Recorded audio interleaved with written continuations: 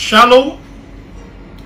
Hari ini kita kembali dengan tema yang luar biasa, yaitu temanya adalah peninggian datangnya dari Tuhan.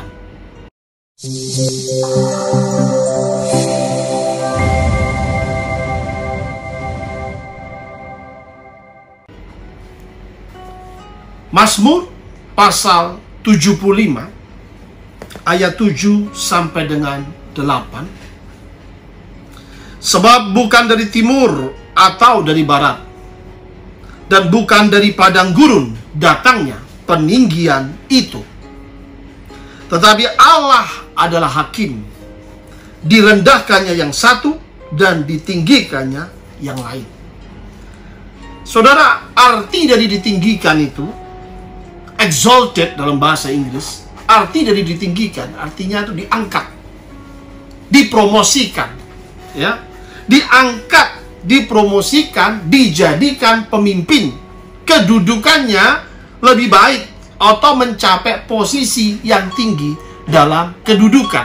Itulah artinya ditinggikan, diangkat oleh Allah. Tapi firman Tuhan berkata jelas sekali, peninggian itu bukan dari timur, bukan dari barat, bukan dari manusia, bukan dari dunia, tetapi datangnya dari Allah. Sebab Allah adalah hakim. Allah meninggikan yang satu dan merendahkan yang lain. Saudara terkasih dalam Kristus, keberhasilan, promosi atau dipromosikan, kesuksesan bukan ditentukan dari kemampuan kita, dari skill kita, dari kekuatan kita, ya. Mengapa, saudara? Karena skill kita boleh hebat, kekuatan kita boleh dahsyat, kemampuan kita boleh luar biasa, pengalaman yang hebat. Tetapi saudara, saya mau kasih tahu itu semua tidak menentukan keberhasilan, dipromosikan, atau kita ditinggikan. Sebab hanya Allah yang meninggikan kita. Sebab tanpa penyertaan Allah, semuanya nol besar, sia-sia. Bukankah Petrus, saudara, adalah seorang nelayan yang berpengalaman? Bersama kawan-kawan di Danau Tiberias, ia mencari ikan, muter-muter satu malam, mengelilingi seluruh danau itu, tidak dapat satu ikan, tidak menangkap apa-apa. Pada pagi hari, hampir siang, tiba-tiba Yesus muncul dan berkata, "Hai anak-anak, adakah engkau mempunyai lauk pauk?" Dia berkata, "Tidak ada." "Tebarkan jalamu sebelah kanan, maka engkau akan memperolehnya." Saudara terkasih dalam Kristus, dan itulah luar biasa, mereka menangkap 153 ekor ikan besar-besar tanpa Tuhan. Walaupun Petrus berpengalaman sebagai seorang nelayan, nol, saudara. Lihat, saudara, Goliat, raksasa yang gagah perkasa, sehingga ia menentang barisan tentara Israel. Tidak satu pun berani, tidak satu pun dari pasukan tentara Israel berani menghadapi Goliat. Tidak ada yang berani, saudara, karena ia terkenal sebagai warrior atau pejuang yang gagah perkasa. Tetapi saudara, Allah memakai Daud, seorang anak kecil, untuk mempermalukan, untuk mengalahkan Goliat yang raksasa itu. Allah memakai Daud, saudara, tanpa baju sirah, tanpa pedang, tanpa tombak, hanya dengan tongkat. Sebab Daud adalah seorang gembala, dengan ketapel dan batu licin dari kali. Allah memakai Daud untuk mengalahkan Goliat, dan Goliat dikalahkan oleh kuasa Allah. Itulah firman Tuhan. Bukan dengan keperkasaan, bukan dengan kekuatan, melainkan oleh Rohku. Demikianlah firman Tuhan semesta alam yang tertulis dalam Zakaria pasal 4 ayat 6. Bagaimana Daud mengalahkan Goliat? Karena ada Roh Tuhan menyertai Daud. Tuhan berfirman sama saya, Rohku menyertaimu. Saudara, tanpa roh Tuhan kita tidak mungkin berkemenangan melawan kekuatan musuh. Musuh kegelapan, musuh apapun, ya. Hanya dengan roh Tuhan kita akan berkemenangan. Daud ini diurapi oleh Tuhan, saudara. Maka dari itu, ia menerima roh Tuhan, Roh Kudus di dalamnya, sehingga ia bisa berkemenangan melawan raksasa. Hari di mana Goliat dikalahkan oleh Daud dengan kuasa Allah, hari itu Daud ditinggikan oleh Allah di hadapan semua mata rakyat Israel. Bahkan Saul mengakui bahwa Allah menyertai Daud. Ada hari, saudara, bahwa Allah dapat meninggikan engkau. Yes, saudara. Tapi saudara harus memiliki roh Tuhan di dalam saudara. 1 Samuel pasal 16 ayat 13, saudara bisa baca juga di situ, dikatakan firman Tuhan. Samuel mengambil tabung tanduk yang berisi minyak itu dan mengurapi Daud di tengah-tengah saudara-saudaranya. Sejak hari itu dan seterusnya berkuasalah roh Tuhan atas Daud.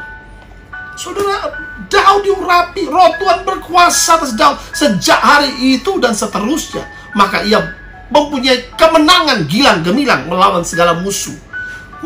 Pakai logika, saudara, tidak mungkin anak kecil bisa menang melawan raksasa, saudara. Tapi itulah, kalau Allah beserta kita, kita akan hidup berkemenangan.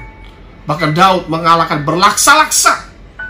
Daud dipromosikan oleh Allah di hadapan rakyat. Ia menjadi raja, menggantikan posisi Saul. Saudara terkasih dalam Kristus, tipe orang seperti apa yang ditinggikan Tuhan, dan tipe orang seperti apa yang direndahkan oleh Tuhan. Ya, tipe orang seperti apa yang ditinggikan oleh Tuhan, dan tipe orang seperti apa yang direndahkan oleh Tuhan.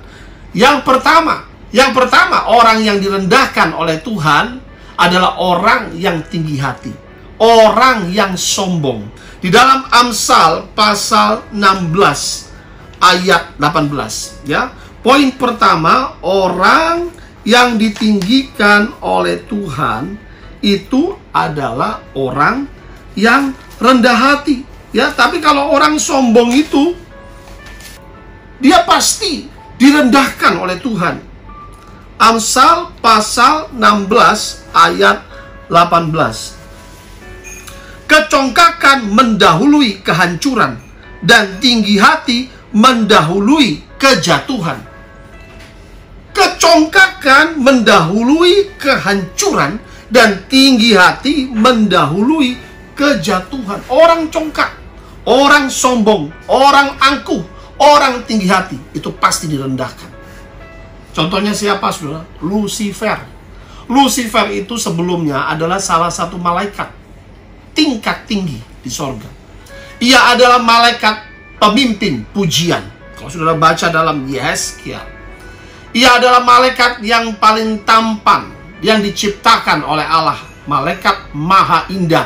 Ingat, malaikat paling tampan bukan yang terkuat. Malaikat yang terkuat adalah malaikat Mikael, ya. Jadi jangan salah dengar pendeta, baca Alkitab. Karena saya dalam pelepasan Lucifer itu 500 kali, saudara. Salah satu pelepasan Lucifer bilang, saya adalah malaikat yang paling tampan, maha indah, diciptakan oleh Yahweh. Jadi yang terkuat itu Mikael, saudara. Itu pengakuan dari mulut Lucifer sendiri. Saya pelepasan Lucifer itu 500 kali, saudara. Jadi jangan tinggikan Lucifer, bodoh tinggikan Lucifer. Tinggikan Yesus Kristus. Bertekuk lutut Lucifer di dalam nama Yesus. Jadi saudara, hati-hati kalau orang tinggikan Lucifer, harus bertobat. Ya, perhatikan saudara, Lucifer itu yang Alkitab mencatat dalam kitab Yesaya, penuh hikmat, maha indah. Malaikat yang diciptakan sangat spesial sebetulnya, saudara.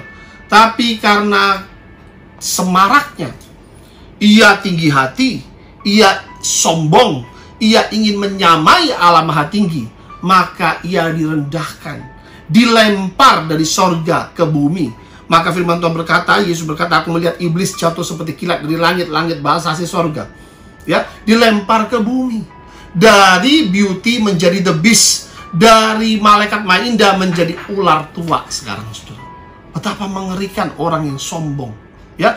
Yang kedua, saudara, orang yang rendah hati itu yang ditinggikan. Mazmur pasal 37 ayat 11, orang yang rendah hati ditinggikan. Mazmur 37 ayat 11. Tetapi orang-orang yang rendah hati akan mewarisi negeri dan bergembira karena kesejahteraan yang berlimpah-limpah. Wow, sudah perhatikan. Orang rendah hati akan mewarisi negeri, bahkan berlimpah-limpah dalam kegembiraan. Milikilah sifat rendah hati seperti Yesus. Kata Tuhan Yesus apa? Ikutlah aku, sebab aku rendah hati, dan jiwamu akan mendapat ketenangan. Ya, itu tercatat dalam Matius pasal 11 ayat 29. Ikutlah aku, sebab aku rendah hati, dan jiwamu akan mendapat ketenangan. Jangan seperti Lucifer, tinggi hati, tapi ikutlah Yesus, teladan kita, rendah hati, jiwamu akan mendapat ketenangan. Jelas sekali, saudara, orang rendah hati itu akan menerima pujian dari Allah, bukan dari manusia. Menerima pujian dari Allah, mewarisi negeri, berkelimpahan, berbahagia. Ya, saudara perhatikan Goliat yang begitu sombong, begitu angkuh, membual ketika melihat Daud datang.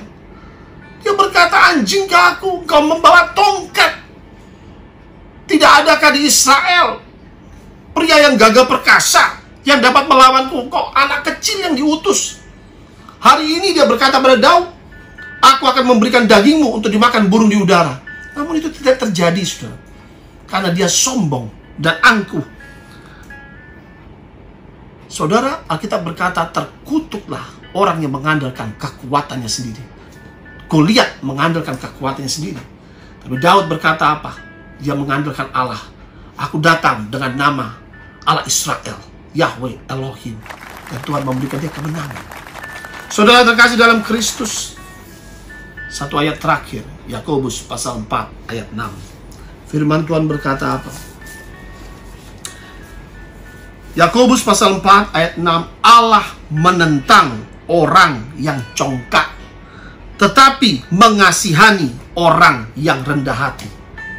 God resists the proud and give grace to the humble. Allah menentang orang yang congkak, orang yang sombong, orang yang tinggi hati. Salah satu yang dibenci oleh Allah tercatat dalam 7 dosa yang dibenci, yaitu mata sombong. Mata sombong. Hati-hati, saudara. Jangan sombong, karena kekayaanmu akan musnah. Tidak kau bawa, saudara. Jangan tinggi hati. Ya, saudara, orang yang tinggi hati, orang yang sombong, meninggikan diri, ya, mencari kehormatan, itu adalah orang-orang munafik. Ya, mencari penghargaan dari manusia untuk memuaskan kesombongannya. Tetapi orang yang memiliki sifat yang rendah hati, menyerahkan hidupnya kepada Allah, maka Allah akan memberikan kasih karunia, kemurahan, dan pertolongannya di setiap situasi kehidupannya. Rendahkan dirimu di hadapan Allah, maka Ia akan meninggikanmu di hadapan manusia. Diberkatilah engkau dengan firman ini. Tuhan memberkati.